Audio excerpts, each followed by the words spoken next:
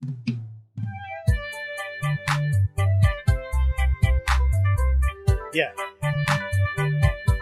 Are you there? You have to have something. Whose brother are you? Whose sister are you? Things like that. Okay. When? When did that happen? When did it come in? When did it return? You say I owe you money. When did I borrow it? Did you borrow money from me? Or did I borrow money from you? I did not borrow money from you. So when did I borrow it? On what occasion? When was the occasion? That this question, when was the occasion? It does not simply say when was the merrymaking that when I might have borrowed the money from you. No, that one is saying something about the time. When did it happen? That's the occasion. Because I've seen you on two occasions. Means I've seen you two separate times. It doesn't mean it was at a party or a wedding or anything like that. No, that's not how it works. So look at the semantics of it, the meaning of anything you have taught it. I asked. That reminds me about asking questions. Some people say, I want to ask you, ask you. You don't ask a question. You ask. To piece it together. Those sound patterns, when you piece them together, you get ask. I'm asking you. That's A-S-K. Then the past tense of ask is A-S-K-E-D. Asked. Asked. Asked. I asked you. I asked you a question. I'm asking you. I asked you. Stop asking questions. Stop asking questions. Not stop asking questions. Ask is A-X. Ask. A-X-E. Ask. A-S-K. The difference is clear. Very clear. So, in summary, we've looked at intonation, tunes. Rising tune, falling tune, rise for tune. We said if it's rising tune, the speech you make will rise at the end. Are you serious? Are you there? Are you okay? Are you talking to me? Are you eating? Then you move to say, can I help you? Yes, can I help you? What can I do for you? No, sorry about that. What can I do for you for? That's different. So, can I help you? Can I see you a minute? Can I ask you a question? Can I sit with you? Can I dine with you? Can I come with me? Can I come with you? Good. The next one was saying something about, have you finished? Have you sinned? Have you done your duty? Have you eaten? Yes, I've eaten. Have you finished? Have you sinned? Can you hear me? Yes, I can hear you. Don't say you're hearing me. No. Good. And don't say, are you understanding me? Though I'll give you that later. You to be in the stative. That's what I call stative verbs. You get it from there. So finally, we went to may I talk to you? May I tell you? May I sit down? May I come in? May I speak with you a minute? Can I see you a second? Can I see you 1 second? Things like that. It's always rising. It's beautiful. The next one, another one says, do you know me? Do you care? Do you mind? I am doing something, you're interrupting, you're interfering. I say, do you mind? Remember, I said interfere. I didn't say interfere. You were interfering. You were interrupting, not interrupting. You don't interrupt people, you interrupt. Good. So, then we went to, WH questions. WH questions. I forgot to put it there. It's called WH. WH. WH questions. So, you say, what do you want? It does not rise. Where are you? It does not rise. When you are talking or doing anything and you stop, when you want to start again, not say like I was saying. That's American English. It should be as I was saying. And that AS should be as, not as. Good. Now, I was saying that WH questions, these are questions that do not rise at the end. but a speech. Okay, this is a speech or a question rather that does not rise at the end, but it demands an answer because it is still a question. It demands an answer quickly. The answer should not be yes or no, as opposed to the other type of rising tune. In my book, which you'll read as time goes on, I call those ones that must rise at the end, I call them regular questions. These ones that do not rise at the end, I call them irregular questions. I don't know if I'm correct, but I think I am. Excuse me. So that's about it. What can I do for you? What do you want? Not what do you want? What can I do for you? No. What do you want? Why are you here? Why come here? Why talk to me? Why ask me? People said, where are you? Where are you? Where is it? How? How are you? I'm fine, thank you. How are you? I'm fine, thank you. I'm fine, thank you. You can alternate that if you want. Who are you?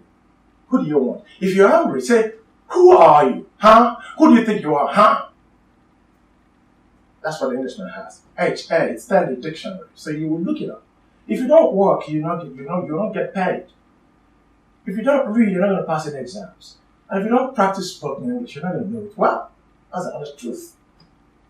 That's the truth. You either practice or you don't practice. Don't say, oh, I know it, I have it in my pocket, or in my mind, or in my brain. That's a lie. It's about practice. So I got this far because I practiced. I still practice.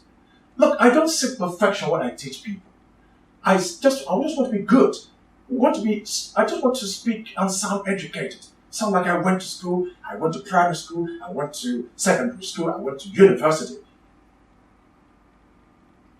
That I'm a graduate of English is not a guarantee, or does not guarantee the very fact that I must speak good English. No, it's about work. Okay, finally, sir, whom do you want? Whose book is this? Whose time are you using? Whose house is this? When? When did you arrive? When can I see you again? When do you want to come? Things like that. That will be all for intonation. See you in another episode. See you in another episode. Thank you very much. Now, let's talk about stress. What is stress? Stress is the amount of force, or rather, stress is the force applied on a particular syllable or word when a word is pronounced, or when you're reading, as in when you're reading, the words you choose to stress give prominence. Now, this stress thing, stress differentiates one syllable from another, or one word from another. In the course of the program, you'll learn when we talk about a content word and a non-content word, or what we call a form word. We'll also talk about open words and closed words. Now, when you're reading, of course I'll treat reading separately, but when you're reading, the words of one syllable or monosyllables with stress, they're going to come from the group of the content words. There are 4 of them there: nouns, verbs, especially main verbs, adverbs, and adjectives. Of course, the rest of the categories are grammatical categories like preposition, pronouns, conjunction, and all that. They are not to be stressed as you stressed the first ones, the first 4 I mentioned. All the same, it is still the right of the speaker to stress any word depending on what that word means to you at that particular time. Good. But in this case, let's look at words, how you stress them during speech, either individually or in groups. Okay, so I said stress is the amount of force or the force applied on a particular syllable or word during speech. Here, we say, I want to first look at what we call initialism, or what we call alphabetic abbreviation, meaning that the alphabet, like the names of institutions, the names of important places, even your own name. You may choose to select the first letters that make up your names. They are called initials. And there's a rule for pronouncing them. So I did some research and found out how they are done. So let's begin with that. So look at how it works. Look at the rule. It says if the initials are just two, pronounce them down up. That is, down means not stressed. Up means let's take it again. The rules are, it says, if the initials are two, pronounce them down up. A tone mark is placed on the upper front of the second initial to indicate or show that it is the one stressed or pronounced with force. So what I mean by that is, if you have two syllables like T and V, T will be low, V will be up. So instead of saying TV, you said TV. That's the way the initials are pronounced. So if there are two syllables, the first letter is not stressed, but the second letter is stressed. That's what it's going to be now. Say TV, MC. Some of you do not know the full meaning of MC. MC means Master of Ceremonies. Or you say, if you use linking, you say Master of Ceremonies. So MC, let's go back to number one. TV, I'm watching TV. MC, Master of Ceremonies. I am the MC of the occasion. MC is Master of Ceremonies, one person. When there are two Masters of Ceremonies, it said Obi and I, or James and I, are the Masters of Ceremonies of this occasion. Okay, and then again say, I know this may sound strange to you, but that's the proper thing. And then again say KC, BB as in Blackberry, DG, GG, FM, AM as in 2 AM, 1 AM, PM as in 2 PM, 1 PM. Later, I am going to treat for you sentence stress. But right now, let's look at individual words of 2 syllables, 3 syllables, 4 syllables, 5 syllables, 6, even 7, as in how they are pronounced correctly. The right placement of the stress pattern. Now, as we look at primary stress, we also look at secondary and primary stress patterns of English. To speak educated English means where you need to use secondary and primary stress patterns, you use them. Where you need just the primary stress, you use them. That's it. So, I want to begin with words of 2 syllables with primary stress on the first syllable. I have used Okenwa stress scales. I developed stress scales to help people pronounce words easily. All the words in this book,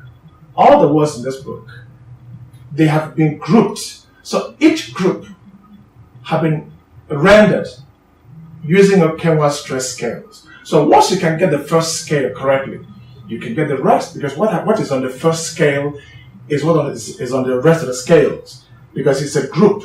So we'll now go to another group of words. The same scale rendered will tell you how the rest of them are used or are pronounced. So here, as you can see on that board, I have words of 2 syllables there with primary stress on the first syllable. And the words I've chosen are the words that cause problems for our people, for our primary school pupils, for our secondary school students, and university students too, even teachers themselves. So this program is for you in primary, in secondary, in university, a teacher, as a private person or as an individual on your own, be you a trader or anybody else. Because good English is not meant for just the educated or those who went to school.